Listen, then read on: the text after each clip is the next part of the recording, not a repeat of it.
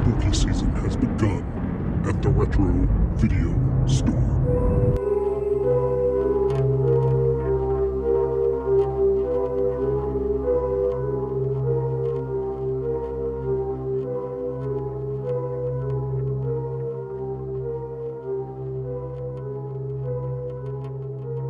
Welcome, everyone, to the Retro Video Store podcast. I'm your host, Eric. Hi, Eric. And that's my co-host, Neil. I'm Neil. And who is being a big boy with a job that is way harder than ours? That would be David. But I think he's going to join us next week. But he always says that. He just teases us. And then he doesn't show up. But I think he's going to be convalescing. I think he has like surgery or something coming up for his shoulder. Well, yeah. I hope the transition isn't difficult. Yeah. But today it is, Neil, do you feel that? I know you're in California, I'm in Colorado, but do you feel that chill in the air? Do you feel that change? It's going to be 92 tomorrow. There's no chill in the air here. But how is that chill in the air where you are in Colorado? You can feel it a little bit in Colorado. We're starting to dip into the 70s a little bit. It's super nice in the morning. It's like in the low 50s. Now you got to wear a sweatshirt or something. It's starting to get there. I feel like putting out a skeleton in the yard and maybe some lights pretty soon. I can feel it. I can feel the urge. I went out and got myself a pumpkin spice latte the other day, which gave me the shits. Oh my God. That's your body punishing you for having I anything. Think so. Oh my coffee. God. Ugh, it pummeled my bowels. While you're talking here, I'm going to have a sip of my coffee the way nature intended it to be, black and free of pumpkin spice. Here you go. Man, you ready? Here you go. Delicious. Not a pumpkin anywhere near it. Yeah, I did not realize how my body would react to the pumpkins. Maybe that's why I only have like one or two per season, because it's like Drano. Because you're not a basic white girl. That's your Latin and Native American heritage forcing you out of that. Like, no, we will not have the drink of the colonizers. Don't eat that, yes. Get the basic out. Did you have it in a Stanley mug with one of those handles on the side? No, I don't have a Stanley mug. I've never seen a dude with a Stanley mug. Well, you should come out to where I live in the San Francisco Bay Area. The ladies at work, they all have Stanley mugs. They have all different colors and varieties and, every permutation of Stanley mug available. I saw on I think it was Reddit in the fights subreddit, where I saw this girl pummel another girl with a Stanley mug in some school. It was like a pink Stanley. It was just beating the shit out of her. So, those are going to be banned pretty soon because they're now used as weapons. That's actually so awesome that the handle held out. The look on your the look of glee on your face while you talked about that I was like, holy shit. But spooky season is almost upon us. So now we're going to start doing a run of horror movies. And our listener Eugene suggested that we throw in Frankenhooker and Rawhead Rex. Oh, I think Rawhead Rex. Frankenhooker might be more appropriate for November, post-Halloween.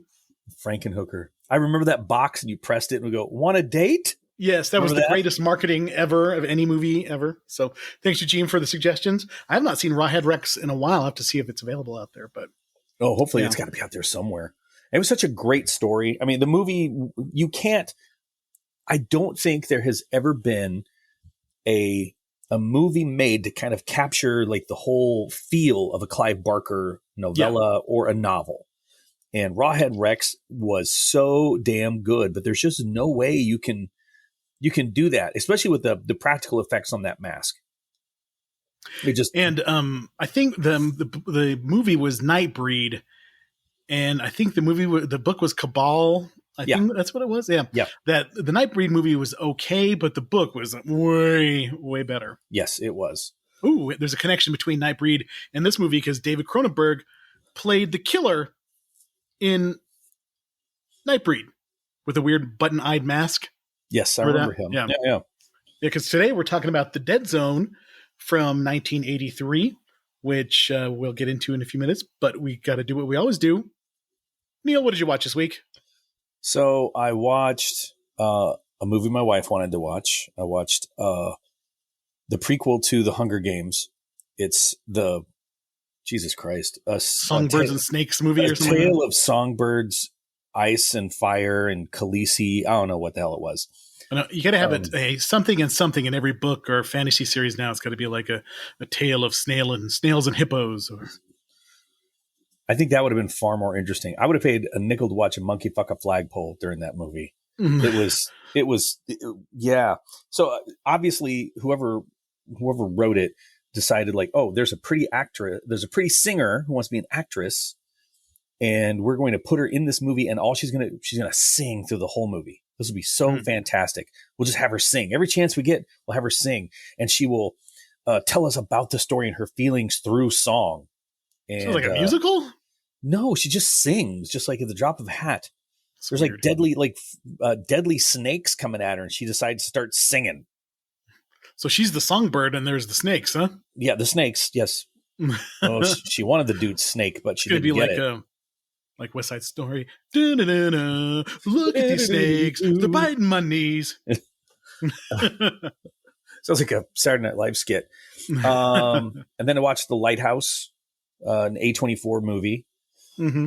I've heard different views on that it's really bizarre. It is. Black it is and white. bizarre. Okay, so I'm down with black and white. Just the high contrast and the kind of feel you can get from a good, well shot black and white movie. I am all about that. There's nothing really distracting getting in the way.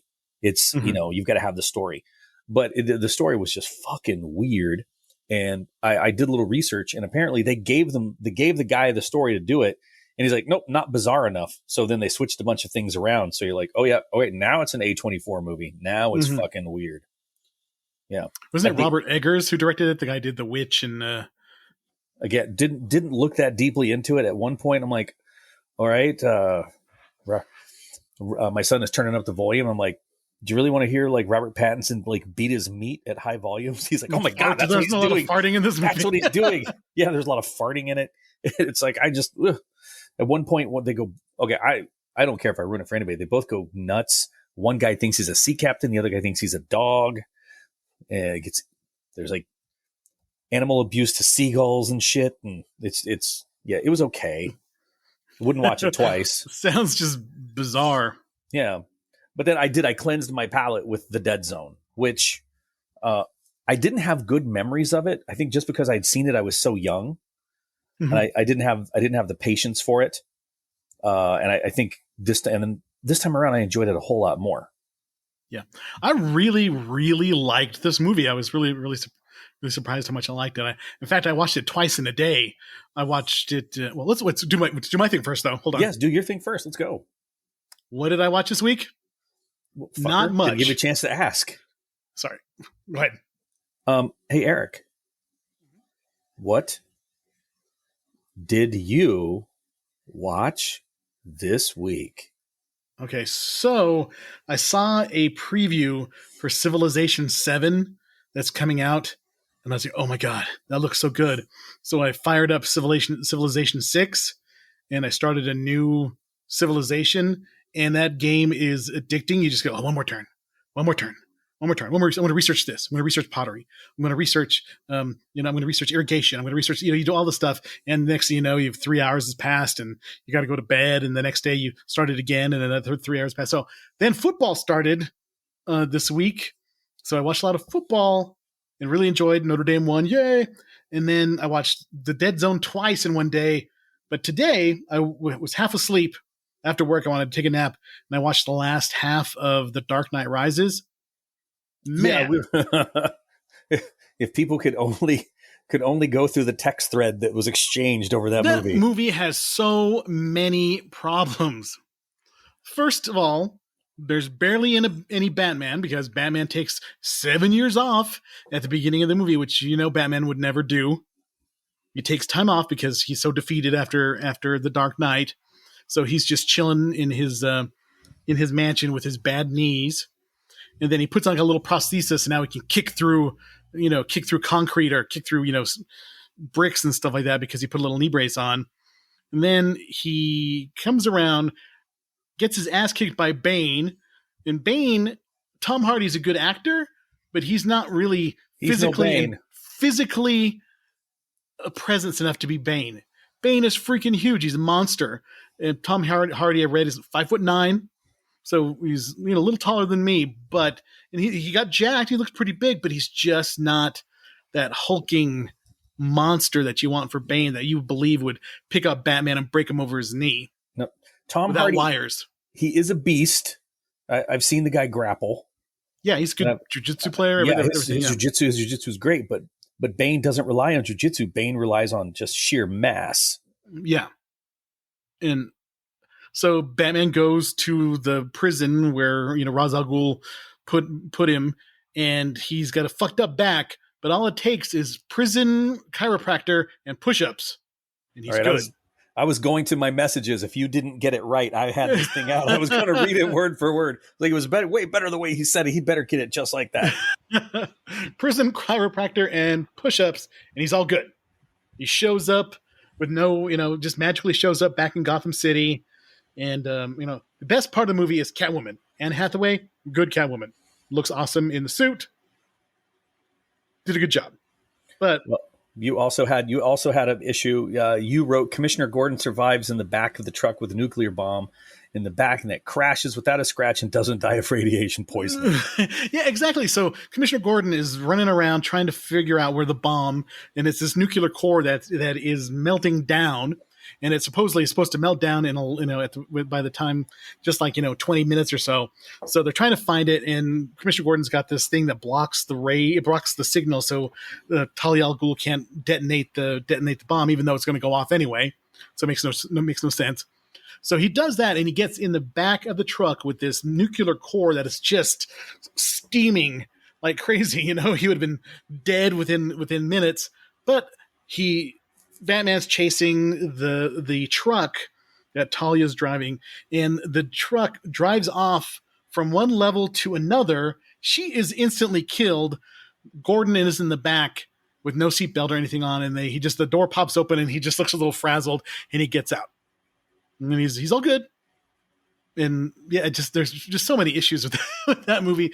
The cops are underground for like 3 months. They all come out and they're all perfectly shaved, and they're not like all emaciated and everything like that. They're ready to fight, Bane's guys, and they're going in there with just fisticuffs. And these guys have guns, and they should have just started mowing them down line after line. It was. I still think it's an enjoyable movie, but if you look at it with any sort of like critical eye, it is just awful. And Christopher Nolan gets a reputation for being a brilliant filmmaker, and in ways he's very, very good. But that movie is stupid. You know what really grinds Eric's gears? The Dark Knight Rises. The Dark Knight Rises. I just remembered. Yeah. I believe I have to take a dookie. It would be painful for you. So, I know you were raised Catholic, right? Mm-hmm. I was not raised Catholic. So I just wanted to share with you. You can edit this out. I apologize if you don't want to put it in. So I'm at the Highland Games. I got to send you some video because we were marching in, playing all that shit. It was really cool. A lot of bagpipers. And they had a booth that they wanted everybody to go to that belongs to this bagpiping association to talk to people about how to learn to play the pipes or how to play the drums. So I'm over there talking to people, and like literally a Monsignor and a priest. Who are the guys that wear the long like skirt like things? The vestment. It just depends on what kind of like, if they're Franciscan, they wear the brown robes that go all the way down. If they're Dominican, they wear black with the white collar. Okay. So he was Dominican, and there was a Monsignor there, and these two show up, and the guy starts asking questions. Friendly guy, and everybody's there's LARPers for some reason at the Highland Games. So people think that these guys are dressed up like as priests, but not actual priests. And I'm sitting there talking to him, and just found it. The guy was really nice, really likable. He likes to play music. He wants to learn how to play the bagpipes. He just he's apparently conducting some kind of mass every other Wednesday, and he can't come to every practice. And, I'm giving him a hard time. And I figured, what, screw it. I'm just me. I'm dropping F-bombs right and left. The guy wasn't phased at all. He was really cool. And at the end, he's like, oh, hey, it's really nice to meet you, Neil, blah, blah, blah. And he goes, where can a guy get a beer around here? So I escorted that priest and that Monsignor over to the place, the tent that me and my buddies had set up. We had a keg, and I had a beer and a shot of whiskey with a Monsignor and a priest. Nice. At the Highland Games. And it just sounded like I was expecting you to tell me a story about how the LARPers wanted to recruit the priest to give them, like, be their cleric in their in their party. You do +5 healing spell on me. We're walking past, and people are like, "Forgive me, Father, for I have sinned." He just looks at me under his breath. He goes, "Yeah, probably have, yes." That's funny. Yes, interesting. So that was the first like positive interaction I've had with a member of the clergy. Mm-hmm. Yeah, I figured I'd share that with you. Your people are doing good work, Eric. Okay. Yeah, I was I didn't make any jokes about little boys. I just so desperately like, don't fuck it up. This guy actually seems like a nice guy. Don't mess this up, Neil. So this is way off topic, but being raised Catholic, that a lot of the priests in the smaller parishes were the Franciscans, and they were the ones that are, like they wear the brown robes with the cross on it and everything. But a lot of the people in the bigger parishes were the Dominicans, and the Dominicans are your prototypical like exorcist style priest with the white collar, and they have the Monsignors have the little red hat or whatever, or they have an emblem or whatever. But they're there's like bishop, monsignor, priest. So they're like, this is the next level up, like the sergeants of the police, sergeants of priests. Basically.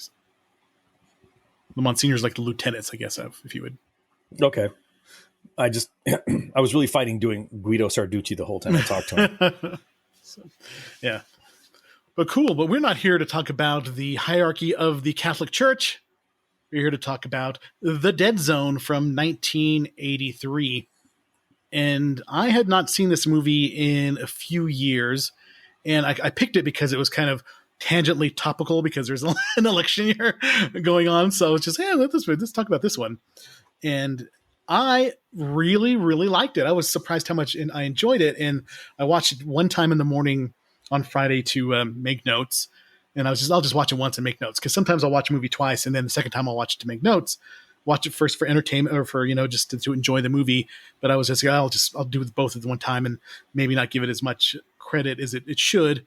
And then Jamie's like, "Well, I've never seen that," and I'm like, "Well, let's watch it." So we watched it again. I watched it the second time. I watched it just for enjoyment, and I liked it a lot. I was like, "Wow, this is pretty freaking good." So I think I sent you a text that it's a movie about adult concerns.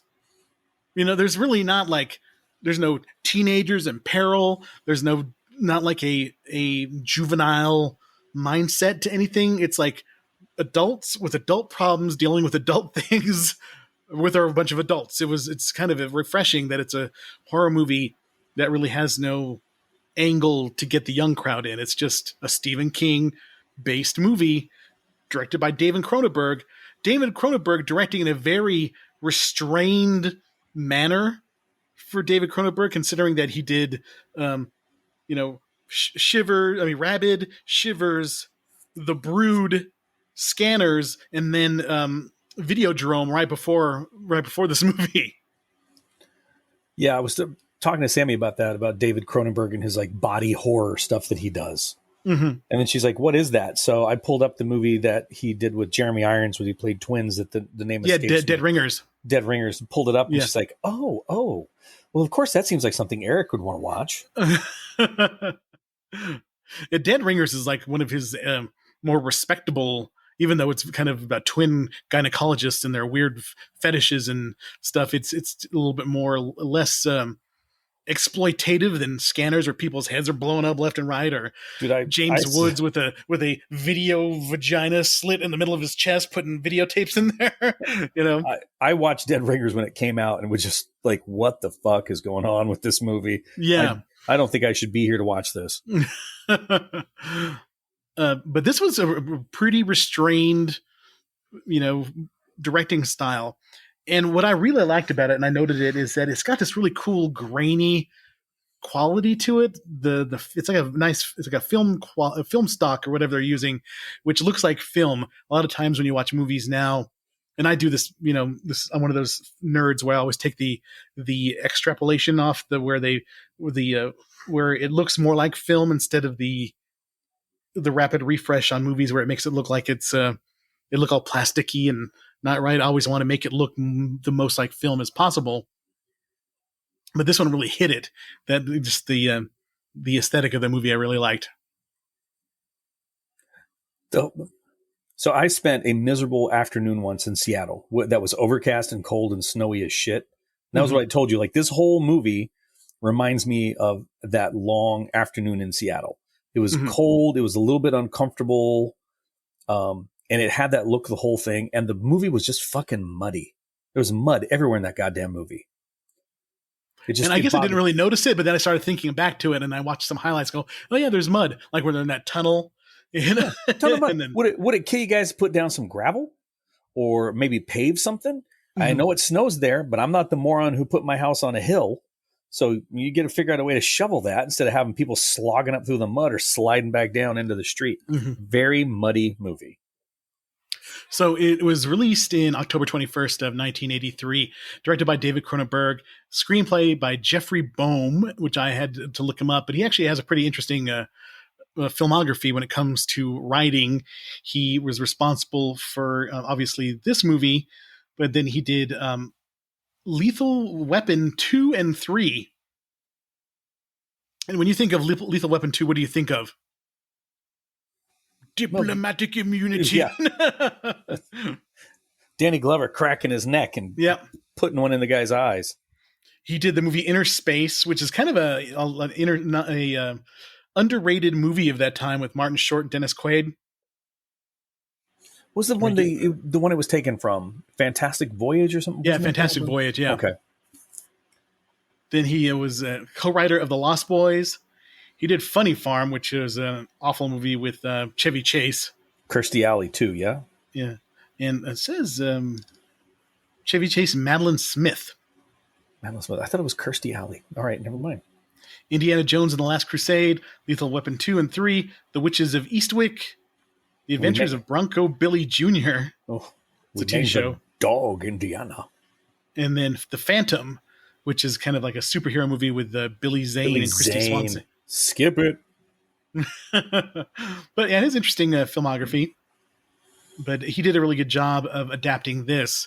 I was reading a little bit about the movie and watching some making of, and they were talking about how Stephen King did a screenplay for it, but it was so convoluted that Dino De Laurentiis wanted to throw it in the trash. I have not read the book. Have you read the book? I did. I have read the book, but it was so long ago I couldn't tell you.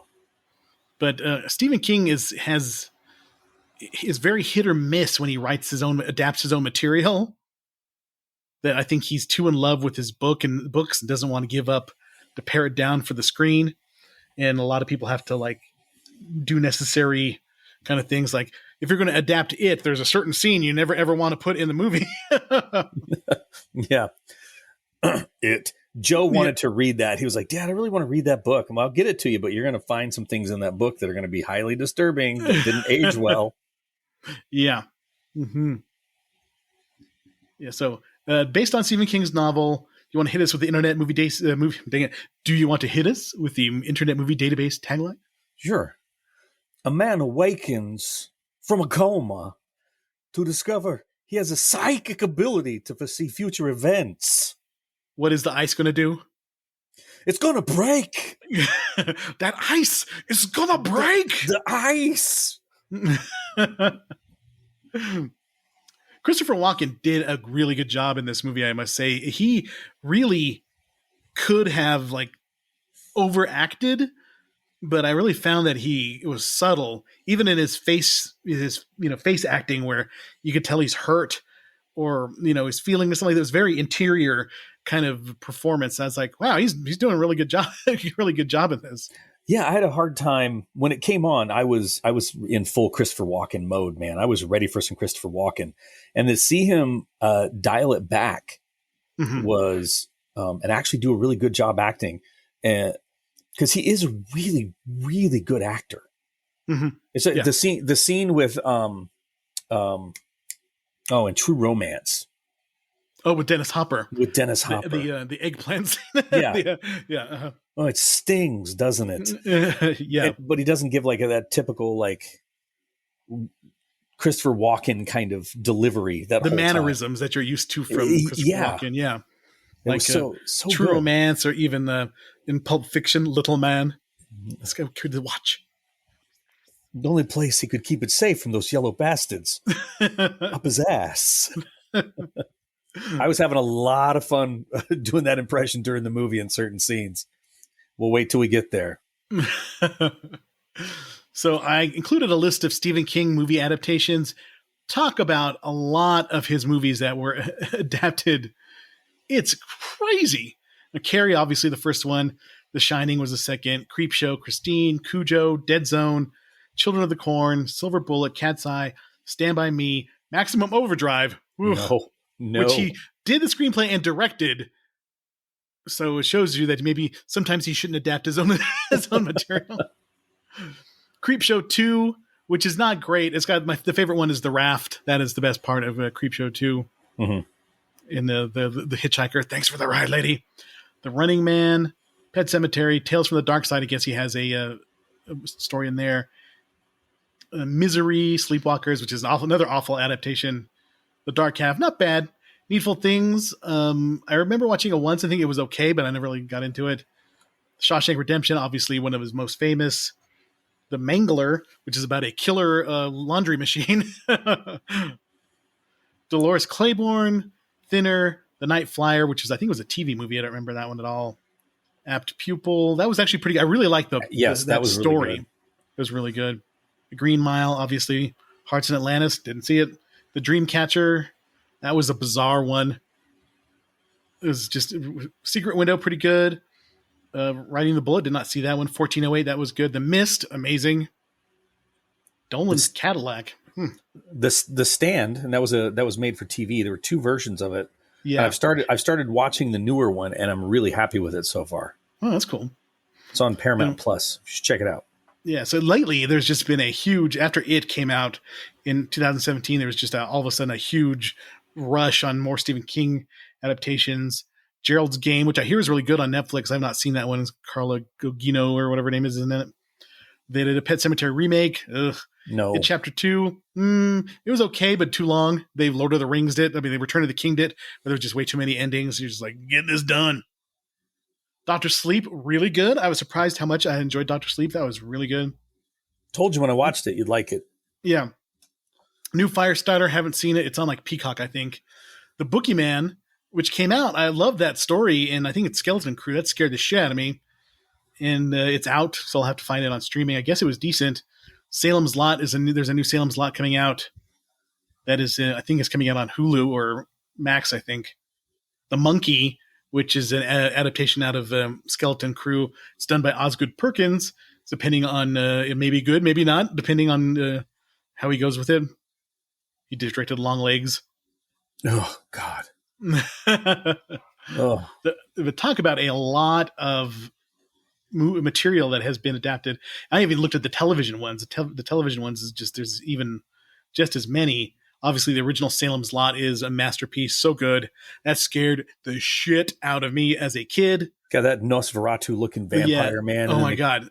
Kid hanging out. Was it Danny? Was it kid Danny hanging out his window? You gotta let me in. Like, let me in. Oh, you gotta let me in. That was nightmare fuel. Totally scared the shit out of you. Movie fucked me up as a little kid watching that. I know. Well, there's this part where like the big Nosferatu vampire, like it's like a black spot on the floor, like his cloak or something like that, and he just rises up in the middle of their kitchen. Ugh, goddamn, scared me so much. And that came out in '79, so I had to be like 6 years old when that was on TV, and I'm sure my parents wanted to watch it, and they didn't care that the kids were in the room, and scarred us for life. I think my parents just went and let me watch it. It was like a Friday night movie or something like that. Yeah. It was a TV movie, and that was really good. Toby Hooper directed that. And then the television version of It that came out in the 90s, I still love that one. Tim Curry, it will always be my OG Pennywise. It's got some issues on the second half, but it's still really good. There's some legitimate scares in that one. That had a really good cast with John Ritter and Annette O'Toole, Harry Anderson. It was good. I still enjoy that one. If that's on TV, I'll watch it still. Not a bad one. But back to the Dead Zone. Came out October 21st, 1983, $10 million budget. Box office was $20.8 million in the US and Canada.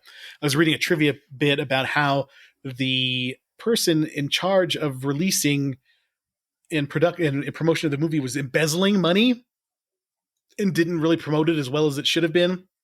Nice. Was arrested for embezzlement, and David Cronenberg blames that for maybe not getting as a wide of a release as it should have gotten at that point. But it is very highly regarded review-wise. But it had $16.8 million in rentals, and that's 1984 rentals. So you're talking about like $2 at a time, $2 or $3 at a time for rentals. So that's a lot of revenue for that for that movie. I'm trying to figure out if you bought back in the bed video rental days, if you bought the video at video store prices, which means the video cassette was like $100, if that is the way they made their money, or they still got a percentage of the rental fee. I don't remember. I don't know. Always wondered that. But when the movies first came out, they were like $100 a piece for each VHS because they were priced for video. And the video rather stores than personal consumption. Yeah. And then they would come out with like lesser quality tape versions for home release. And the home release ones were way less expensive, but not as good a quality as far as like the tape goes. That's a little Hastings info there. Our kids are never going to know the joy of renting a VCR to take home to watch. Or just walking around the video store and then like you said, pressing the box of Frankenhooker and it says, want a date? Or looking at Black Roses, which is a shitty heavy metal monster movie when it had the lenticular case where you could, see it and move, or just wondering if a certain movie would be good and you're taking it back and you get Troll 2, or someday you rent it and you get Evil Dead 2 and you're like, holy shit, it was the greatest movie I've ever seen. It was such a gamble.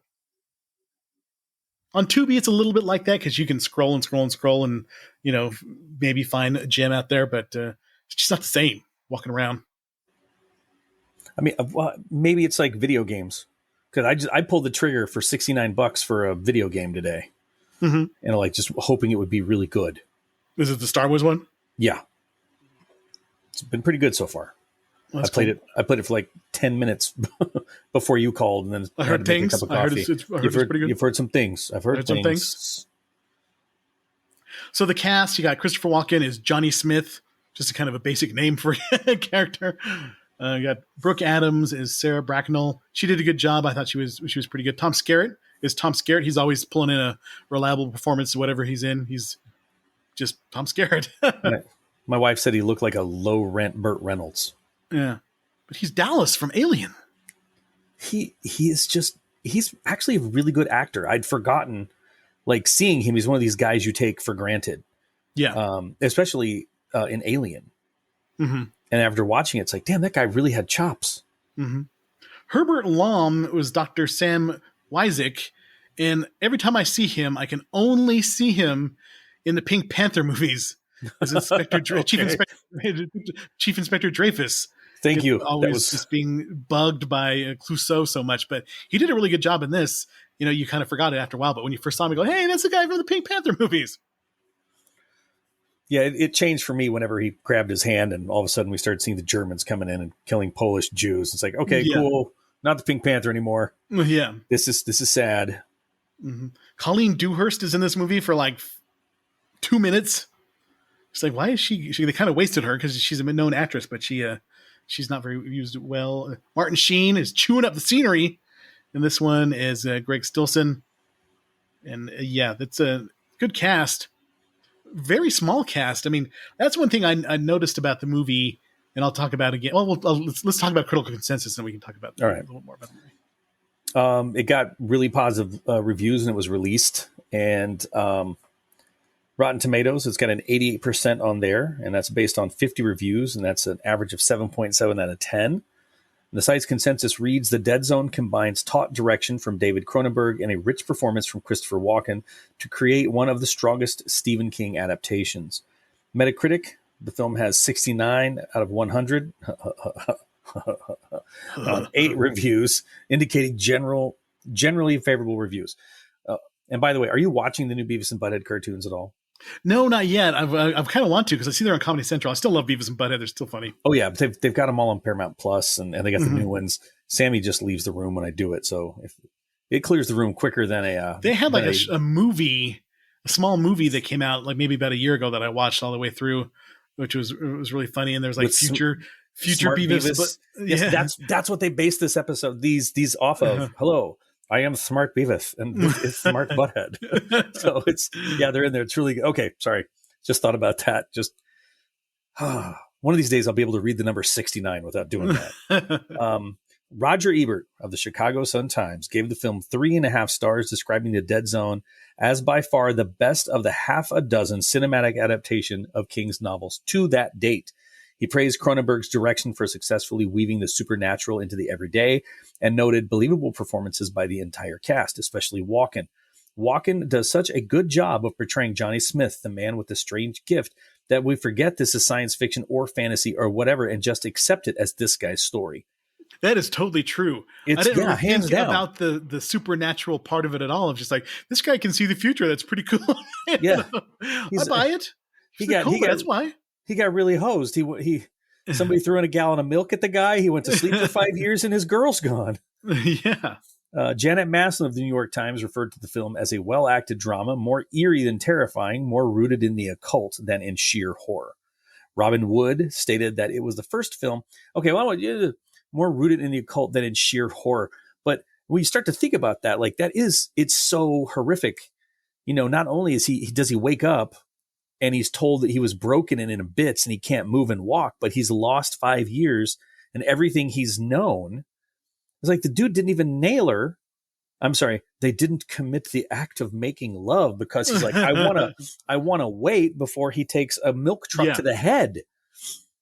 That was damn terrifying. All right, Robin Wood stated that it was the first film by Cronenberg that he could admire and called it a healthy development. I wonder what he had to say about Cronenberg's other movies with that sentence. David Kerr, especially was it Rabid, the one with the vagina under Marilyn Chaber's arms that infected people? These little things about these movies I'd completely forgotten that have obviously stayed with you. Oh, Dave Kerr of the Chicago Reader was more critical of the film, describing it as by no means a bad film, just disappointingly bland and superficial one, in which David Cronenberg relinquishes the one thing that has always set him apart from his Canadian colleagues, his willingness to follow his intuitions rather than the logic of a script. Well, I don't know, man. I mean, it's still got a little bit of the body horror because the guy's body, it doesn't work the same. He spends half of it rehabilitating. They're even telling him like it's going to be really, really painful. And it's all about the body, what happened to him, how it affected him, how he's recovering, how he's going to put things back together. And it is still body horror. It's just not as grotesque as everything else. And to a genuinely nice guy. Yeah. He's just such a nice guy. He only ever really snaps when the sheriff, happens to drop the G word at him. And then he's like, hey, look what God did to me. And he goes on a little bit of a rant, but then he calms right back down. And he's like, oh, this is a dude who loves his parents. His parents love him and wanted to get married. Doesn't seem like such a bad guy. Yeah, really. I mean, it's such a good movie. The more I think about it, the more I enjoy it. Dino De Laurentiis was the producer, along with Deborah Hill, who was obviously a good producer, did Halloween and a few other things, but it just was a really good movie. Michael Kamen did the music, and I was surprised at Michael Kamen because I mostly know him from like helping out rock bands like Pink Floyd and Meatloaf and other big groups to kind of give them a orchestral sound, like with Kiss and other groups, but he did a lot of, he did the orchestration for Metallica on their S&M tour. And he's done a lot of stuff, but he did a really good filmography. Movie called She, which is a sexy undercover agent in 1980, did a movie called Venom. I guess it's about snakes, I guess. I don't know. Pink Floyd, The Wall, which I love. The Dead Zone, Brazil, a classic Terry Gilliam movie, Life Force with Toby Hooper, Highlander, Amazing Juan Stories. Sanchez Ramirez Villalobos. Did the original Lethal Weapon. And you think of Lethal Weapon, you just think of that David Sanborn saxophone every time something bad happens. Like,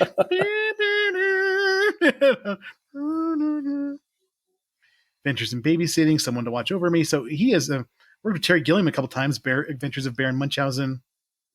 So he's got a much more respectable film scoring credit than I ever gave him, ever thought of. But yeah, I thought the music in this one was really good. It was kind of sad, and it fit sad and creepy at the same time. I think it fit the movie pretty well. It had a little bit of that high pitched nonsense that was really prevalent in 70s and early 80s movies at the beginning, that one sustained high pitched note through all of it. And then that fucked off. And then the music got way better. Talking about the look of the film, I just love that grainy look. I don't know, whatever film stock they were using. And they were kind of consistent in early Cronenberg because he wasn't really flashy. Even in Scanners, it's kind of got that kind of flat graininess to it. You got a little bit more in Videodrome. It's a little more rich color scheme, and more blood and reds and things like that. But in this one, he goes back to that kind of subtle colors, and it's cold. It's a cold movie, like you said. It reminds you of Seattle. It's just lots of snow, lots of tundra looking. Yeah, I'm guessing it's Stephen King. I'm guessing it's Maine. Yeah, and it's set in Castle Rock. So there's a Castle Rock killer. So that's obviously it's one of Stephen King's favorite settings to make a book, make a story in. Him and Sarah are English teachers in love, and just trying to start their lives together. You get that first headache on the roller coaster, and you're like, oh, what's going on with that? And should have stayed inside with Sarah. And she told him you should stay the night. And it's like, oh, good things are worth waiting for. I'm like, nope. I made a slight edit to your notes right there. Mm-hmm. Should have went inside of Sarah, not with Sarah. VW Bug. VW Bugs just aren't around anymore. But I remember back in the day, they were everywhere. Just seemed like if you had a mid to low budget and you needed to get around, there was always VW Bugs to buy. I like the profile of that car. Mm-hmm. Not a huge fan of them, having ridden in a few of them in my day, but I just like the just the awesome with the car, engine in the back, and just my mom had bought one and it had no power steering. It was so tough to drive that Bug. Holy crap! And the brakes and the steering. Oh man, it was an old one. Like it was like a '68 or something. It was wow. Old. They've made new ones that still have that kind of Bug look to them. I imagine they're a little bit easier to drive. Mm-hmm. So crash into that milk truck. I kind of like the way the milk truck was just still skidding for a long distance on its side. And I think we were talking about Walken's acting and how subtle it is, and he's just kind of restrained when he sees his mom for the first time, and his mom's kind of a little crazy religious. She still loves him, and his dad is just chill. And once his mom's died, his dad is he's just the salty earth kind of good dad. He's just there to help his son and there with support the kid, him. Yep. He was a good dad. But when he finds out he's been for 5 years, and he tells him that Sarah couldn't wait 5 years and got married and then had a kid and stuff like that. The way Walken reacts is so true. It just felt like, you felt so bad for him that he lost everything. But he's not like, wailing or anything like that. He just he covers his face and just doesn't want to be seen. And I don't know. He's acting the shit out of this movie. The first vision is sorry, man. Just the voices in my head right now. That's when they told me she jumped on another guy. He went inside. And he left the baby inside of her. It makes me sad. I watched a Saturday Night Live skit when Christopher Walken's one of the best SNL hosts of all time. Yeah. And there was a skit where he's basically playing Johnny Smith from this movie, but he was like the worthless psychic. Yes, he would like touch so you, he would like touch you and tell you like where you lost your keys or something that was just totally worth nothing. But he would still act like he did in the Dead Zone. He would like, flinch and act like he was seeing something awful, but he would just tell you the most mundane stuff. And now, Foo Fighters. So great. One of my favorite Christopher Walken. You better say the Continental, goddammit. The Continental is one, but Colonel Angus is Colonel Angus, yeah. Colonel Angus doesn't smell like a bed of roses. Hey, well, you might be tired of Colonel Angus. You just tap me on the head and I'll be on my way. The incident at Big Beaver. So stupid. It's one of the most juvenile sketches, but it is amazing. Oh, he freaking owns it. I just made me so happy to hear him go, who is this Muad'Dib? It was so good. Love it. Emperor Shaddam the Fourth. It was kind of weird how his mom died. Like he's at the first, he sees the fire, tells the lady rescues her kid, is in time, and then they hear about it. And then he tells, Isaac's passed by touching his hand and tells him that his mom is still alive.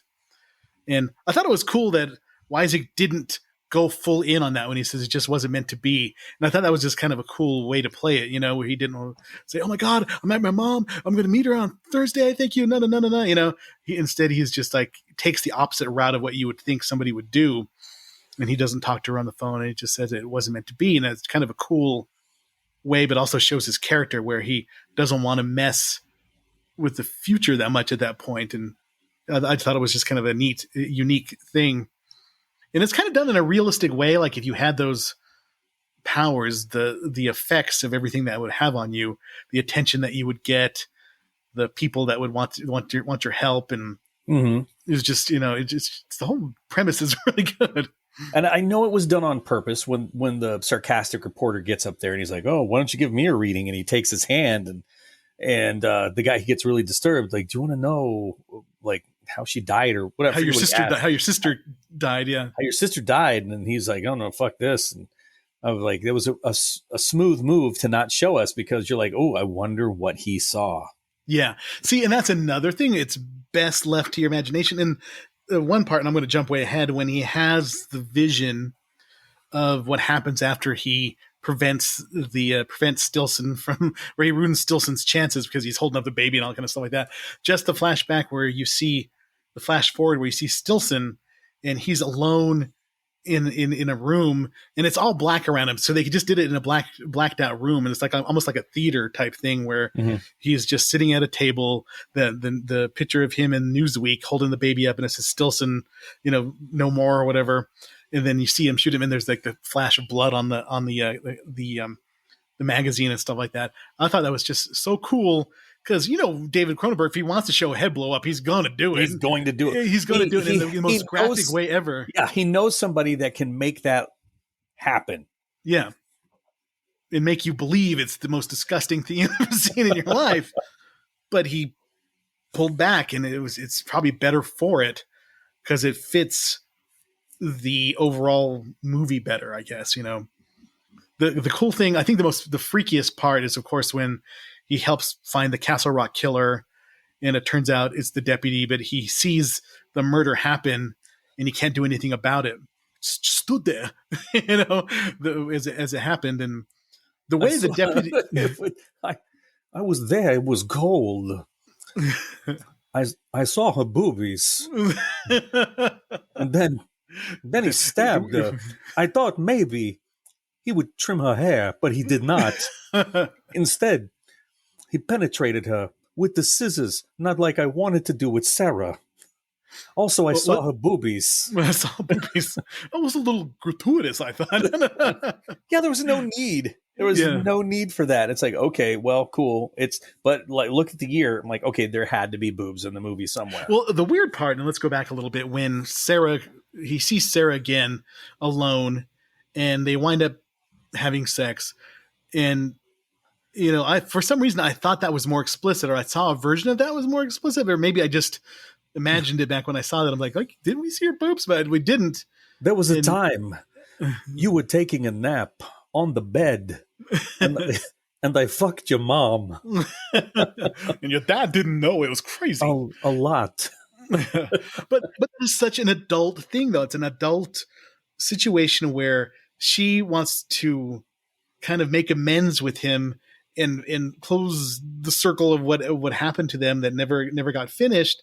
And then when he says, "Can I see you again?" and she's like, "Not like this," and that was fucking perfect. That's probably something that happens way more than we know, or things that it rang truthfully to me that was something that she would do, because she still had tons of feelings for him. And obviously he said when he told her that to me, it's just the next day that he never had a chance to not be in love with her. And just for you, 5 years have passed, but for me, it was a Tuesday. And I still have that bone that you left with me with on the drive back. Him and Raul Julia just nailing that line every single time. But yeah, it was just, I don't know. This movie is just really written well and handled well. I was really surprised at how much I enjoyed it. And of course, at the end, the way when he finally, well, the way the dad felt after not believing him, saying, "Hey, the ice is gonna break," and his son doesn't go on the hockey. He did everything but call the kid a pussy. He just was like, the dad was being a dick. It's like, "Hey man, come back out. He doesn't have to know." And he's like, "No." And then the other two kids die, and he sees it in the paper. And then you just see the dad, just sitting there, not answering the phone and wallowing in his misery, wondering, if knowing that he should have listened. That's just so many good touches in this movie. So a little something that was weird, 9 murders. And I looked at like that area of Maine, like around Castle Rock and all that. That's not a heavily populated area. Yeah. And you got 9 murders. You think at some point they would have called in the big guns. Yeah, FBI would be handling that. Yeah, we got like 9 people. Damn, that was a loud ass Diet Coke you put down on the table. Oh, sorry, man. That was sorry. Wow, that was. I don't know how that recorded, but in my earphones, that was awesome. But yeah, like at what point you're thinking like, all right, Tom Skerritt, he just wants to solve these murders. What a great guy! This is really just driving him batty. And then they say like, oh, there's been 9 of these since then. I'm like, what the fuck have you been doing? You don't have any telephones in that town. You can't call anybody. Don't they have I know that like some states have like they have like the Georgia Bureau of Investigation, like the California Bureau of Investigation. These guys. You think Maine would have their own. They would have that. Yeah. Main Bureau of Investigation. The big guns that come in right before so you don't, the step before the feds. Mm-hmm.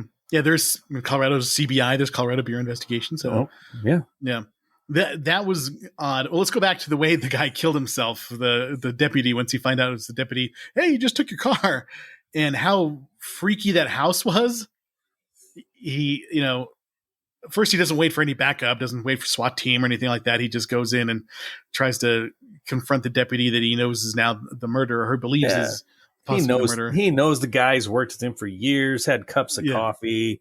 I'm just going to go in. I know his mom. He's obviously never been upstairs because there's that weird ass green lighting and the old cowboy wallpaper and weird like old fashioned comic books and shit's coming off the walls inside the bathroom.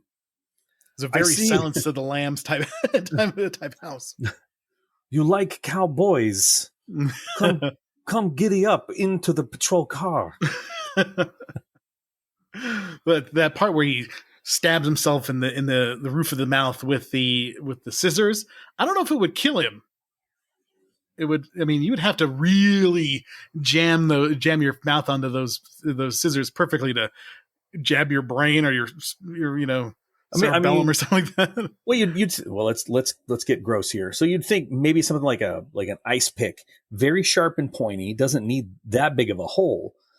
You could probably drive that in there. That wouldn't be. I mean, I can crack ice with that. Just to try it once. I had a chicken carcass and jam that thing through there. It didn't take a ton of effort. And those things they look like the kind of the scissors that barbers use. Yeah, because he was soaking it in Barbasol in his medicine cabinet or next to the medicine cabinet. But so they're really thin and they look sharp as shit. Who knows? If any of our 4 listeners have ever killed anybody with a pair of barber scissors, let us know. With a blow to the head, let us know. RVS but it's still freaky. 222. It looks freaky for him to put his hands behind his head and then jam his mouth on those scissors. Well, oddly enough, to get somebody to jam their mouth down like that, a hand behind the head is very helpful. But wait, hold on. Thank you. I've been waiting this whole time to bring this up because I've been thinking about that. The missus didn't like that joke at all when we were watching the movie. So going back, we're jumping all over the place, but the end of the movie is done really well. But his knees or his legs, he had bad legs anyway, but for him to be sleeping in a weird position in the in the balcony of that place, his legs were probably dead. That's what the dead zone was. The dead zone below his waist. This is how I could never be an assassin for a presidential candidate in a movie. Is I snore like a bear, dude. Yeah. Oh man, I snore like crazy too. They were just kind of like, hey, what's with the rifle, man? Hey, wake up, get out of here with the rifle. What are you doing? And of course, he's conflicted because his love is out there campaigning for Stilson, and Stilson is just a nut. He's super angry in his campaign speeches and just kind of a dick. It's weird. I know now, yes, it's more believable now than but then I was thinking about what's the plausibility of somebody getting so close, like sleeping, getting close to a candidate like that. And I'm like, oh yeah, remember about a month and a half ago? An angry candidate and a dude literally just walking around on some fucking random garage back there. Yeah. And that's probably, where's that baby? This baby was a big baby. We have all the greatest babies. We have the greatest babies, the biggest babies. This baby would have made the best human shield. Practically bulletproof. Yeah, that. Just of course, he achieves his goal without killing Stilson, but Stilson is ruined by holding up the baby as a shield, and somebody taking pictures, and even his crony was like, "Yeah, you're fucked." Yeah, pretty much. Like, where did that guy taking pictures go? I didn't see him. So that was. And that's got to be the worst thing. Maybe I'm just petty. I would have wanted people to know I was right. He was going to kill everybody. He was going to launch the missiles. Yes. And I'm doing this for a reason. Mm-hmm. But he took the high road, and Sarah's the only person who probably is like, he had to do this for something to save everybody or whatever. She probably picked it up. Of course, she tells him that she loves him, and then poor Johnny dies. He dies. It was fucking good. I will say this movie was fucking good. That tear coming down the side of his face, though, super fucking well timed. Mm-hmm. Yeah, he just closes his eyes and boom, there it goes. Like, well done, Mr. Walken. Can I tell? I've been fighting this. Can I tell you my Christopher Walken joke? I texted it to you. You know what it is, but I want to say it out loud again. What do you not see at Christopher Reeve's house? Christopher Walken. Mm-hmm. Hold on. Let's get the rim shot. You know what happens after Christopher Walken? Christopher running. Mm. Thank you. All right. So I made a list. I am shocked. I know you're shocked. But this is my top 10 Stephen King adaptations for movies and TV. Number 1, Pet Sematary is still my favorite because I think it's still the scariest. Goddamn Zelda. Never walk again, Rachel. The Shining is number 2, just because you got Kubrick going on there with it's just a classic. Jack Nicholson just acting his ass off. Great movie. The 2017 It Part 1 is number 3. That was so well done. I feel bad that they didn't stick the landing in part 2, but part 1 still holds up. It's really, really good. Lots of I'm glad they moved it up into the 80s instead of staying in the 50s, and they had good kid actors. Bill Skarsgård did a great Pennywise. It was it was just really good. I like that one. Number 4 is The Mist, Frank Darabont adaptation with the super bleak bleak ending. That Stephen King said it was even better than his original ending. Bleak. Thomas Jane, what a sissy, man, giving up. Mm-hmm. And rocketing to number 5 is this movie, The Dead Zone. It's super good. I can't even, I just watch it if you have not seen it. It's just really worth it. The TV movie, just for pure nostalgia's sake, back in 1990, I remember waiting up on ABC for 2 weekends in a row and recording this on VHS to watch this movie and being blown away by Tim Curry and just really enjoying it, except for the stupid spider, stop motion spider at the end of the movie in the second half. But overall, it's really, really good. And I still think it's worth it. Number 7 is Carrie. I still love that one. Brian De Palma's Carrie. Sissy Spacek doing a great job. Number 8, Children of the Corn. Malachi. Amazing. Number 9, Creepshow. And number 10, Salem's Lot. With honorable mentions to Stand By Me, Shawshank Redemption, and I forgot to put Dr. Sleep in there. Dr. Sleep gets an honorable mention as well. Yep. I don't know, man. I have to let you know when I finish The Stand. It's one of those things that, like, when I have a spare few minutes, I'll watch. I just don't want to burn through the whole thing, consume it, because they got the other Skarsgård, the tall one. He's playing the walking dude in this one. Okay. Yeah.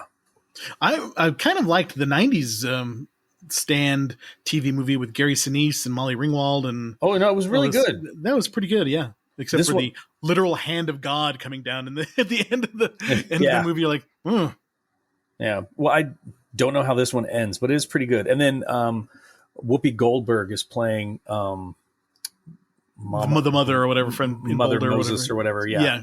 Mm-hmm. Yeah, she's pretty good.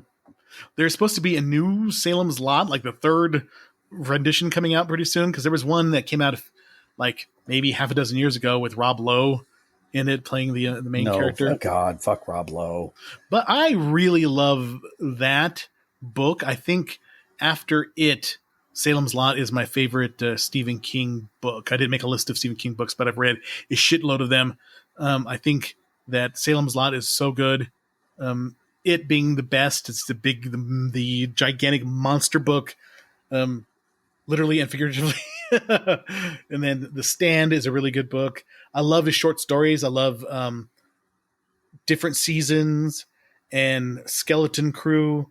Of course, the one that had 4 After Midnight and Different Seasons. Different Seasons, of course, had Apt Pupil, The Shawshank Redemption, and The Body all in it. And there's one called, I can't remember the last book, the one that wasn't really adapted. That's a pretty cool looking Salem's Lot picture. Well, I just was looking, and what I found was Salem's Lot will be released on October 11th on Max. Oh, there's a movie that is kind of like a Nosferatu movie. It's called The Vodolak. It's like yes, and it's a puppet. The vampire is a puppet, a giant puppet, and it looks fucking cool. Yeah, I know exactly what you're talking about, and I had looked it up. I forgot where I found it. Because we had the guy, the listener, who told us about like Just Watch, and that was one of the things I had searched for. Let's see if it's still in my history. Yeah. All right. See where it says, okay, you can rent it for $5 on Apple TV and Apple TV, Amazon, YouTube, Fandango at Home, and Spectrum. It's more expensive on Spectrum. It's like $7, but it's available. The Vortolac. Yeah. I want to see that. It looks pretty cool. Dude, I don't know if you can see, but take a look at that. It just looks cool. Yeah, it looks pretty sweet. I want to see that. I remember I just saw an image of the vampire, and I thought, oh, that's freaking cool. Yeah. Let's see. Lost in a hostile forest, the Marquis de French word, a noble emissary of the King of France, finds refuge in the home of a strange family. Yeah, that picture of him like on sitting on like a picnic table, it looks freaking weird. If you look under Google Images, just type in the Vordelak and the images like a Film Freak Central. There's a just very corpse-like, uncanny-looking, scary vampire. Oh, that is cool. Mm-hmm. Oh, with the head sitting right there. Yeah. It looks pretty interesting. So that is The Dead Zone. Highly recommended. I was so surprised how much I enjoyed it. I would definitely watch it again. Really good performances, great direction, just understated, but in a good way, in a way that you appreciate the fact that they didn't freaking overdo it. And when you could easily overdo it and make it super cheesy, this one you felt was about as grounded in reality as you could be for a movie with this theme. And yeah, it's a classic. I'd probably go up my list of Stephen King movies in the next time I think about it, just because it's been on my mind all week since I watched it. When I took Christopher Walkenness out of my head, there were glimpses of it. Once I took that out, I really thoroughly enjoyed it too. So sort of on topic. Peacock is supposed to get 150 horror movies for October. Nice. They're supposed to be the Halloween place to go streaming wise. Shudder's supposed to get good stuff. Shudder has this new documentary about the best of horror, and the first episode was about horror tropes. I loved it. Second episode comes out tomorrow. I'm dying to see it. It's about giant monsters, so it's all going to be about kaiju movies and stuff. And then there's another one about Japanese horror. Another one about I think about Stephen King adaptations and stuff. There's nothing more I like than a horror movie documentary. So that's right up my alley. I'm watching those. But for next week, we're going to watch the first Final Destination. Final Destination. It'll change the way you drive as a teenager. Yes, exactly. Make you think twice about your shower curtain and all the other things around your house. So check that out. The ghetto birds flying around close. The house is shaking. Oh, wow. Well, it must be close by. Fun times. No helicopter looking for the murder. Went to get the fat burger. Sorry. Today was a good day. My Caucasian goes deep. Watch what the Ice Cube references. All right. So thank you, everybody, for listening. We're doing really good downloads this month, so I appreciate it. If you want to hit us up on RVS Podcast 222 at gmail.com, like Eugene did suggest Frankenhooker and Rawhead Rex. And then also we're on Instagram, we're on Facebook, and we're on Threads. And if you want to contribute to the cause, do buymeacoffee.com, look for the Retro Video Store, and help keep the podcast going. We've been going for 4 years, man. Can you believe that? Which is weird because I would have watched movies and bitched about them with you for free. Wait, hold it. Fuck. That's what we're doing right now. Yeah, that's right now. So we just might as well just record it because we're going to talk about movies anyway. So yeah. Thanks for all the coffees, everybody. Shit. Everybody have a good week. Everybody have a good week. Take care. Thank you for listening to the Retro Video Store Podcast.